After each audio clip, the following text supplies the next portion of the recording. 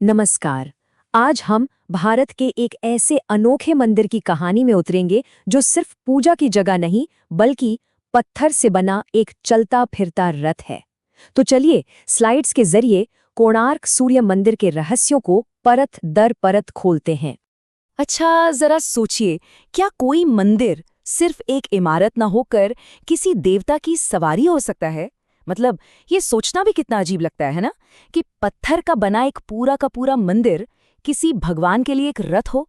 ये सुनने में भले ही किसी कहानी जैसा लगे, पर आज से सदियों पहले 13वीं सदी में भारत के एक राजा ने वाकई में ठीक यही कर दिखाया था। उन्होंने एक ऐसा मंदिर बनवाया जो पूजा पाठ की जगह से कहीं ज्यादा था। तो चलिए इस अनोखे मंदिर की कहानी में और गहरे उतरते हैं। इसकी सबसे बड़ी सबसे खास बात इसकी बनावट की सोच है।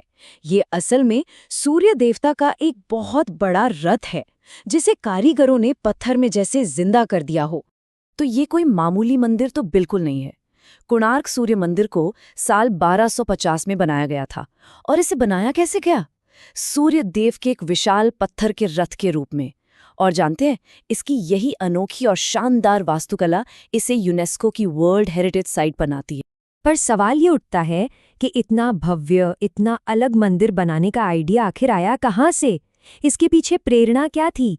आइए समझते हैं कि इस दिव्य बनावट के पीछे की कहानी क्या है। देखिए, इस शानदार निर्माल के पीछे राजा नरसिंहदेव प्रथम का एक बहुत बड़ा सपना था। वो बंगाल पर अपनी सैन्य जीत का एक यादगार जश्न मनाना चाहते थे। वो दुनिया को अपने वंश की ताकत और दौलत दिखाना चाहते थे और साथ ही सूर्य पूजा के लिए एक महान केंद्र बनाना चाहते थे। मतलब ये मंदिर उनकी शक्ति और ईश्वर के आशीर्वाद का एक जीता जागता प्रतीक था। इस मंदिर का जो पूरा डिजाइन है ना, वो सीधे सीधे हिंदू पौराणिक कथाओं से जुड़ा हुआ है। उन कहानियों में सूर्यदेव 7 घोड़ों वाले रथ पर सवार होकर पूरे आसमान का चक्कर लगाते हैं और ये मंदिर बस उसी दिव्य रथ का पत्थर से बना एक साकार रूप है। कमाल है ना?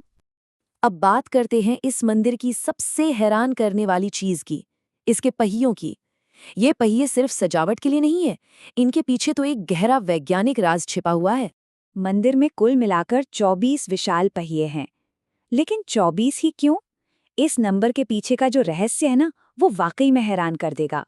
इन पहियों का दरअसल एक दोहरा मकसद था। एक तरफ ये 24 पहिए साल के 12 महीनों के 2 पखवाड़ों को दिखाते हैं, मतलब शुक्ल पक्ष और कृष्ण पक्ष। और वहीं दूसरी तरफ ये पहिए असल में धूप घड़ियां हैं। जी हाँ, सनडायल्स, जिनसे मिनट तक का सही सही समय पता लगाया जा सकता था। तो ये काम कैसे करता था? तरीका बहुत सरल लेकिन शानदार था। देखिए, मंदिर की छाया पहिए पर पड़ती थी और पहिए पर बनी तीलियां समय बताती थी। हर 2 चौड़ी तीलियों के बीच की दूरी ठीक 3 घंटे का समय दिखाती थी। सोचिए, 13वीं सदी की इंजीनियरिंग किस लेवल पर थी।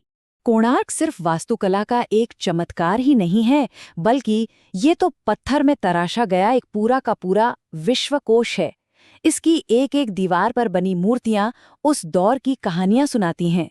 मतलब दीवारों पर क्या कुछ नहीं है। हिंदू महाकाव्यों की कथाएं हैं, राजा के शिकार और युद्ध के सीन हैं, और उस समय का आम जीवन भी है। संगीतकार, व्यापारी, डांसर, सब कुछ। ये 13वीं सदी के जीवन की एक जीती जागती तस्वीर की तरह है। हाँ, मंदिर की कुछ कामुक मूर्तियों को लेकर अक्सर सवाल उठते हैं। देखिए, उस जमाने के हिंदू सोच में काम यानी इच्छा और सुख को जीवन का एक जरूरी हिस्सा माना जाता था, धर्म और मोक्ष की तरह ही। ये मूर्तियां जीवन के इसी खुले और समग्र नजरिए को दिखाती हैं। लेकिन बाद में जब विक्टोरियन दौर के अंग्रेज यहाँ आए, तो उन्होंने अपनी सोच के हिसाब से इसे अश्लील कहा, क्योंकि वो इसके गहरे सांस्कृतिक मतलब को समझ ही नहीं पाए।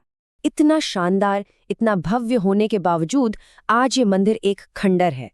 आइए इसकी कहानी के आखिरी हिस्से में चलते हैं। ये जानते हैं कि इसका पतन कैसे हुआ और आज भी ये इतना महत्वपूर्ण क्यों है। इसका इतिहास भी काफी उतार चढ़ाव भरा रहा। 1250 में ये बना, फिर 1600 के दशक तक आते आते यहाँ पूजा लगभग बंद हो गई। सदियों तक अनदेखी और प्राकृतिक आपदाओं के बाद 1848 में इसका मेन टावर भी गिर गया। लेकिन इसकी कला इतनी बेमिसाल थी कि 1984 में यूनेस्को ने इसे विश्व धरोहर का दर्जा दिया। और यहीं एक बहुत दिलचस्प बात सामने आती है क्योंकि ये मंदिर वीरान हो गया था, इसकी जो ओरिजिनल कलाकारी थी वो किसी भी तरह की छेड़छाड़ या बदलाव से बच गई। अगर यहाँ पूजा चलती रहती तो हो सकता है कि बाद के राजा अपनी पसंद के हिसाब से इसमें बदलाव कर देते। महान कवि रविंद्रनाथ टैगोर ने इसके लिए क्या खूब कहा था। उन्होंने कहा, यहाँ पत्थर की भाषा के आगे इंसान की भाषा हार जाती है। इसकी खूबसूरती और कला इतनी गहरी है कि सच में शब्द कम पड़ जाते हैं। और अंत में एक सवाल जो हमें सोचने पर मजबूर करता है कि आखिर एक खंडहर, एक टूटी फूटी इमारत हमें एक सही सलामत इमारत से ज्यादा कैसे सिखा सकता है। शायद ये हमें समय, कला की ताकत और हमारी विरासत के असली मतलब के बारे में सोचने का एक मौका देता है।